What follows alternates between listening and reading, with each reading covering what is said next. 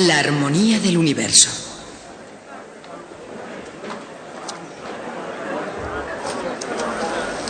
Hoy llegamos al final de esta etapa de nuestro viaje y me gustaría celebrarlo con un poco de música.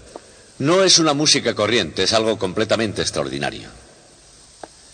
Desde luego, Johannes Kepler fue quien descubrió cómo funciona el universo, y lo que descubrió fue que el universo es muy complicado. Las órbitas de los planetas son excéntricas, el Sol está desplazado del centro, los planetas aceleran o disminuyen su velocidad mientras giran, etc. Kepler no pudo evitar preguntarse por qué el creador no eligió un modelo más sencillo. Cuando creyó encontrar la respuesta, escribió lo siguiente: esto es porque los movimientos celestes no son más que una continua canción para varias voces. Una música que a través de tensiones discordantes, a través de síncopas y cadencias, va progresando hacia ciertas preconcebidas cadencias de 6 voces, estableciendo así un hito en el inconmensurable paso del tiempo.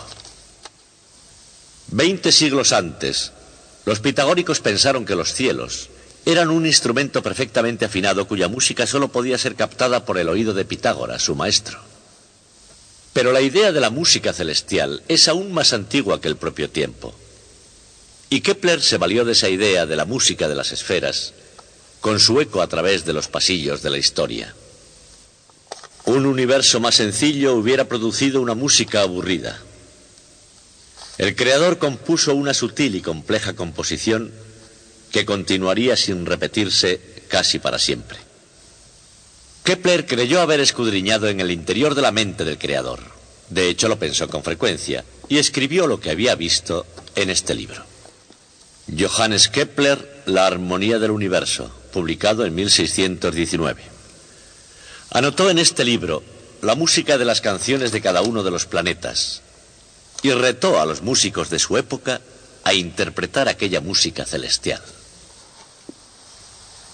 Y resulta que aquellos músicos, al parecer, tenían cosas mejores que hacer, así que Kepler nunca llegó a oír su propia música. Pero en la actualidad, 2 hombres, John Rogers y Willy Raff de la Universidad de Yale, han sintetizado la música de Kepler en un ordenador de forma que podamos oírla. Y es la música que les haré escuchar ahora. Tenemos la música de Kepler sintetizada en un ordenador. Ya sé que están esperando que les diga, es el último grito en música, pero no voy a decirlo. En lugar de eso les pondré la música.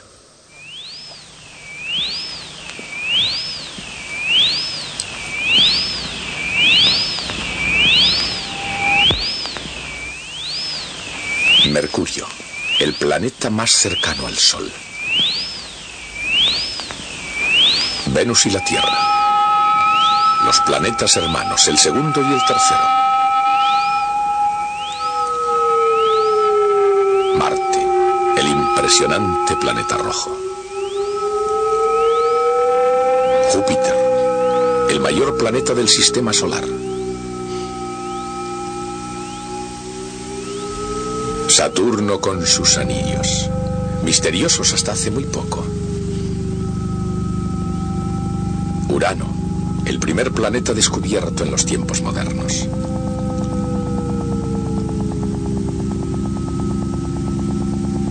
Neptuno, octavo planeta del Sol. Plutón, el planeta noveno y más distante del Sol. Antes de la palabra escrita, entre la música y los cuerpos celestes, existían relaciones metafísicas. Ahora las imágenes y los sonidos del cosmos están ligados para que todos podamos verlas y oírlas. Inspirados en la ópera de Hindemith, La armonía del mundo, sobre Kepler, Ruff y Rogers, crearon una armonía completa de 9 partes, la armonía del universo. Pongan atención y escuchen las 6 voces tonales. Mercurio, el tono más alto. Venus y la Tierra cambiando constantemente acordes de mayores a menores. Marte, el más característico, fácil de reconocer en la armonía completa. La canción de Júpiter, un barítono más profundo, más baja y mucho más lenta. Y Saturno, apenas algo más que un gruñido en los cielos. Y hasta ahí vio y oyó Kepler. Pero escuchen la parte rítmica, las voces de los planetas exteriores. Urano haciendo tic-tac rápidamente. Luego el latido uniforme de Neptuno y finalmente el tambor con sonido de bajo de Plutón. El fundamento de la estructura total. Esta es la música de las esferas. Y de una manera u otra se ha escuchado durante mucho, mucho tiempo. Unos 600 años antes de Cristo, Pitágoras de Samos recorría la Tierra buscando sus misterios más profundos. Y con sus seguidores griegos, la hermandad pitagórica hizo algunos sorprendentes descubrimientos. Son riquezas matemáticas tan valiosas en la actualidad como lo fueron en la Edad de Oro. Un teorema sobre los cuadrados de los lados de un triángulo rectángulo, por ejemplo, que más tarde fue utilizado para calcular la distancia que cae la Luna en cada segundo.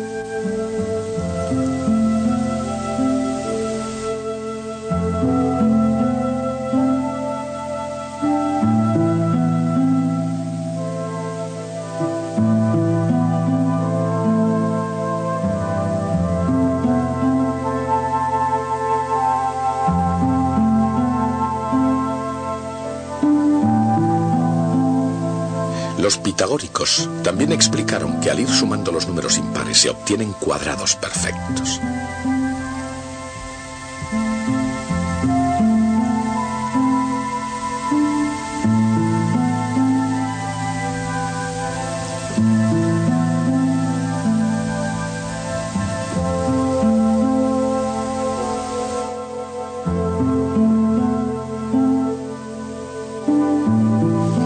Pero sobre todo, mientras escuchaban la música de las esferas en los cielos, descubrieron las leyes de la armonía musical en la Tierra. Y durante los milenios que han seguido después, los compositores occidentales han basado sus partituras en las armonías pitagóricas. Por lo visto, todos parecían felices bailando la misma vieja melodía, hasta que en el Renacimiento un músico florentino hizo estragos en el status quo. Este hombre escribió un libro criticando la influencia de los conceptos de los antiguos griegos en la música de su tiempo.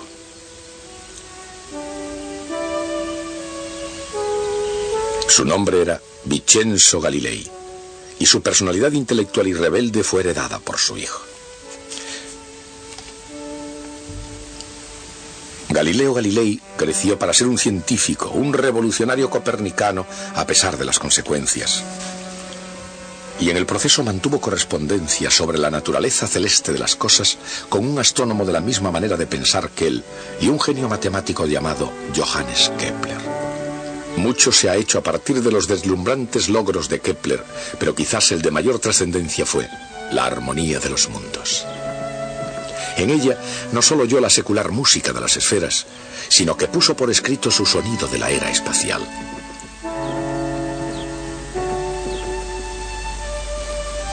Al igual que su colega Kepler y su padre Vincenzo, Galileo tenía una o dos cosas que decir con respecto a la armonía. Esto es, sobre el movimiento armónico. Al descubrir que cada oscilación de un péndulo tardaba exactamente la misma cantidad de tiempo, Galileo no solo descubrió la fórmula para componer una música hermosa, sino que desveló el secreto para medir el tiempo con precisión.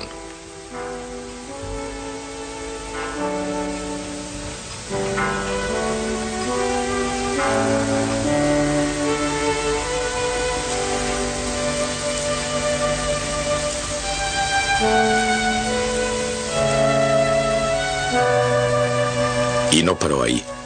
Cuando Galileo se dio cuenta de que si se aplicaba una pequeña fuerza rítmicamente las oscilaciones podían crecer hasta el límite, comprendió que había descubierto algo más sobre música.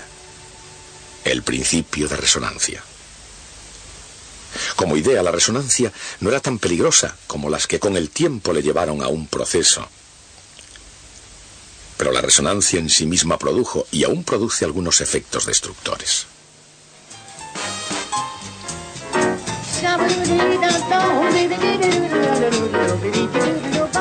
¿Podrá la voz amplificada de Ella Fischer al hacer añicos esta copa?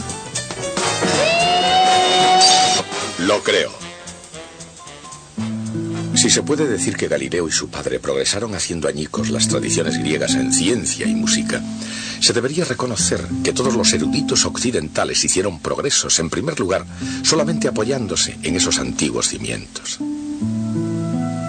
Del mismo modo, si Galileo fue inspirado por su padre, quizás y también lo fue Pitágoras, cuyo padre era tallista de piedras preciosas.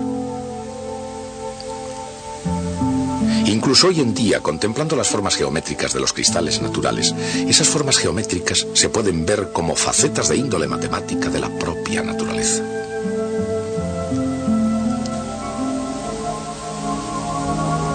Investigando en profundidad la naturaleza de casi todas las cosas, los filósofos griegos advirtieron que la materia estaba compuesta por átomos, pero pasarían siglos antes de que se descubriera que la forma de la materia reflejaba la disposición de los átomos, una disposición en la que los átomos están unidos por las energías eléctrica y potencial que actúan entre ellos.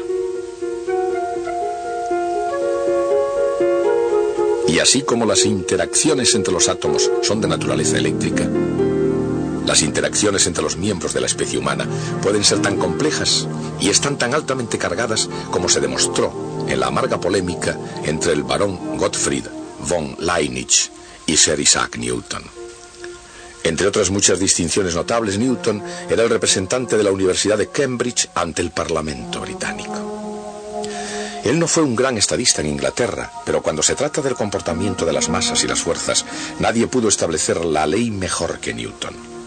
El cambio del movimiento, proclamaba, es proporcional a la fuerza ejercida y se produce en la dirección de la línea recta en que la fuerza se aplica.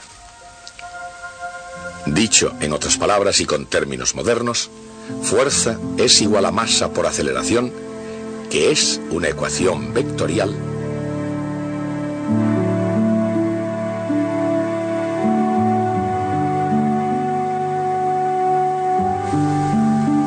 sobre la derivada de una derivada.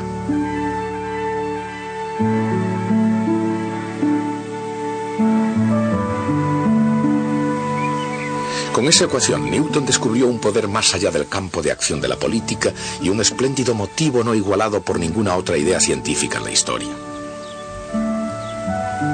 En F igual a m por A, Isaac Newton descubrió los medios para desbaratar los planes del universo y por primera vez en varios miles de años la forma de enderezarlos de nuevo. La segunda ley del movimiento de Newton explica la caída de una esfera en un líquido viscoso y el descenso de un penique y una pluma en el vacío.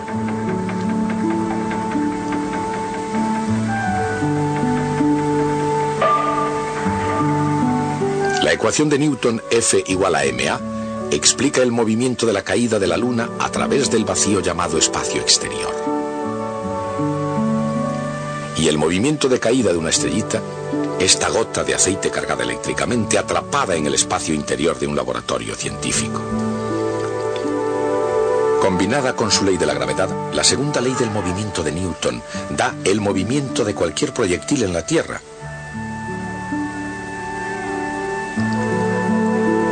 así como de todos los cuerpos en el cielo.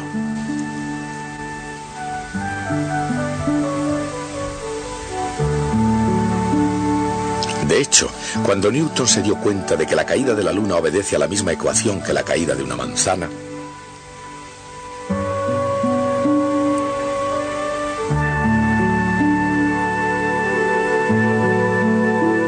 unificó la física de la Tierra con la de los cielos. Y no solo estaban unificadas en el terreno de las ecuaciones, sino también en la esfera de la geometría pura. La trayectoria de cualquier proyectil sobre la Tierra, así como las órbitas de los planetas en los cielos, es una sección cónica. Podemos decir sin hipérbole que todos los proyectiles en la Tierra siguen una parábola y todos los planetas describen una elipse. La similitud apenas sorprende, ya que todos esos movimientos obedecen a las mismas ecuaciones.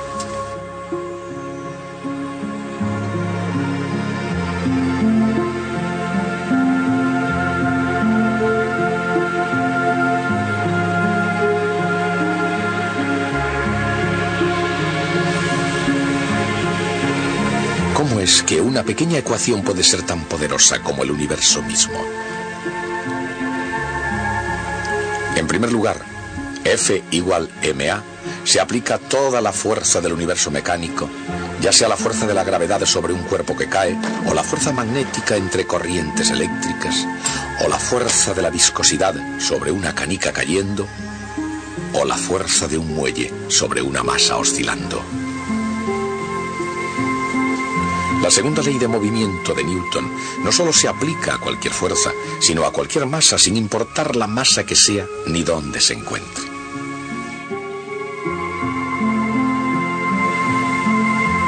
Ya sea una masa que esté oscilando o un saltador de pértiga o una pelota de béisbol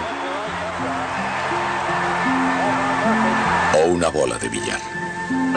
Pero lo más importante de todo es que el poder increíble de F igual ma reside en el hecho de que no describe dónde se encuentra un cuerpo ni a qué velocidad se mueve. Describe con qué rapidez varía su velocidad. En otras palabras, F igual a ma es una ecuación sobre derivadas, y en ello reside el poder esencial de Newton y la superioridad. Por ejemplo, una ecuación algebraica puede dar la trayectoria precisa de una bala de cañón concreta. Pero dado que F es igual a ma, es una ecuación diferencial. Puede dar la trayectoria de cualquier proyectil arrojado o disparado alguna vez.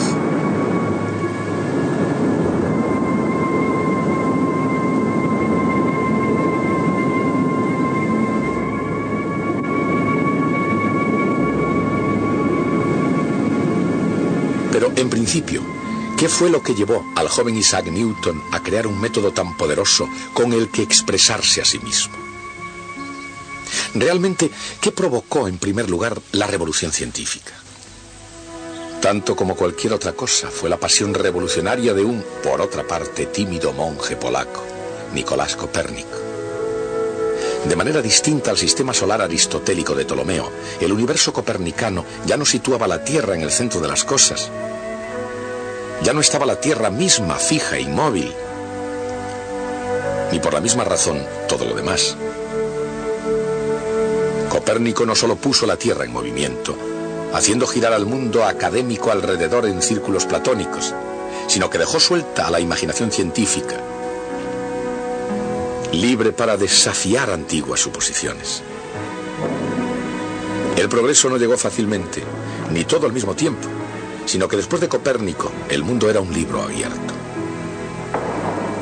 Por supuesto, con Galileo y con toda aquella libertad intelectual apareció la responsabilidad.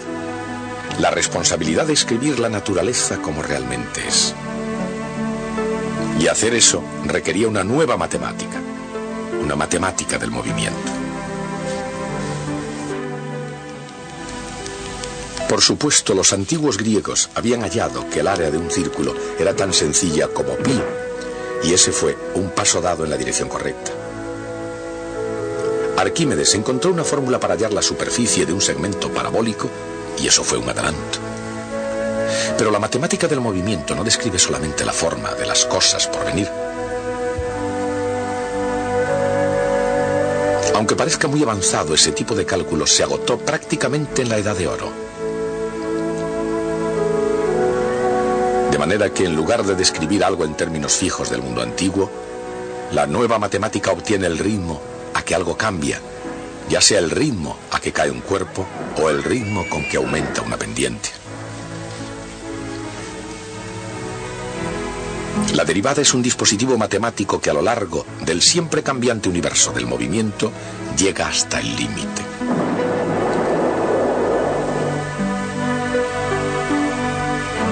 Pero casi no hay límite para el número de funciones que se pueden derivar una vez que se han almacenado unas pocas reglas sencillas. Las derivadas también sirven en otra área. De hecho, en el área de cualquier región limitada por una curva uniforme.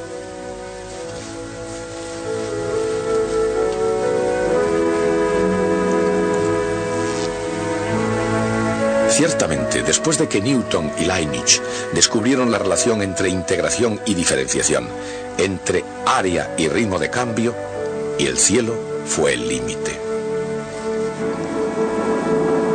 embargo, incluso con las matemáticas del cambio, algunas cosas son constantes. Tan constantes como la curiosidad humana sobre lo que puede existir o no existir en el espacio exterior.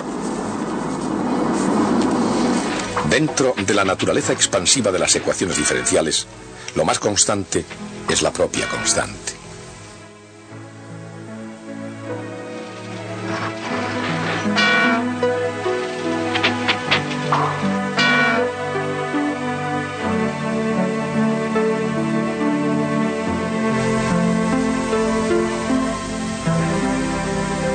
En algunos casos, la constante muestra simplemente con qué rapidez inicia su viaje un proyectil. Pero otras constantes tienen un campo más amplio y más significativo. Por ejemplo, ya sea una vulgar partida de billar,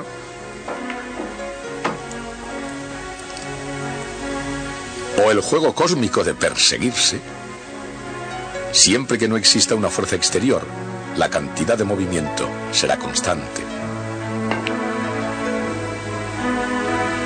Cantidad de movimiento es masa multiplicada por velocidad, y el cambio de cantidad de movimiento se puede expresar por una ecuación diferencial.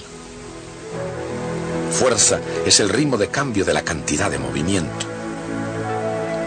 Por supuesto, si no hay fuerzas actuando, la derivada es igual a cero.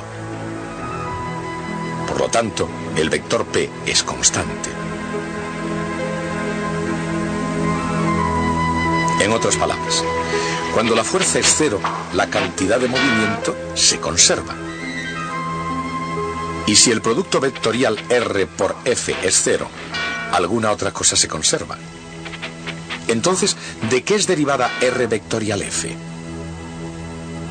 Si el producto vectorial R por F es cero, la magnitud que se conserva se llama momento cinético. Ya sea el movimiento de un giróscopo o el de un planeta, si no hay un momento de fuerza, el momento cinético es constante. Y la energía es constante una vez que se ha hecho el trabajo. Ya sea grande o pequeño, el trabajo es la fuerza a lo largo de una distancia. Y todo ello se suma, o en el lenguaje matemático, se integra. Si el trabajo se realiza levantando un bloque desde una altura a otra, el trabajo se convierte en variación de energía potencial.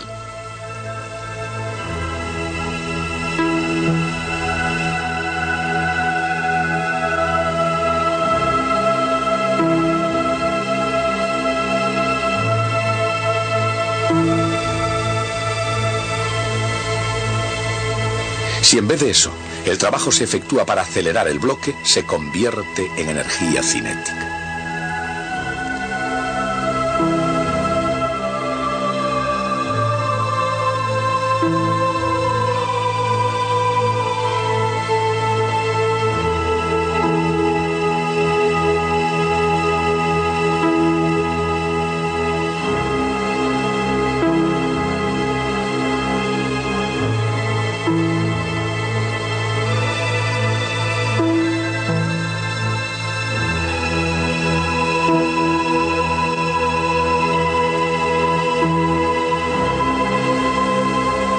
La energía cinética de un cuerpo que cae puede ser transformada en otro tipo de energía cinética, una forma de energía llamada calor.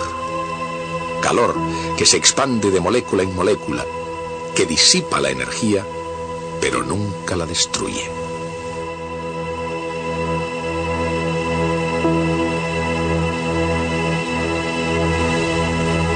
Energía potencial U. Energía potencial K. Y calor Q. Si se suman, el resultado es la energía total y eternamente constante.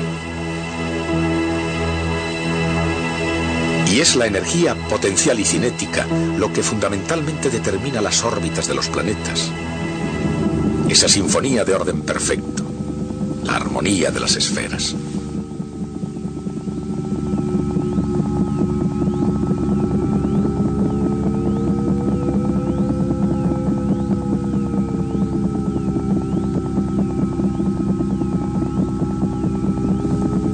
Tal como escribiera Johannes Kepler, los movimientos celestes no son nada más que una continua canción para varias voces, que se percibe con el intelecto, no con el oído. Una música que a través de tensiones discordantes, a través de síncopas y cadencias, y así era, va progresando hacia ciertas cadencias preconcebidas de 6 voces, y de esa manera establece hitos en el inconmensurable paso del tiempo.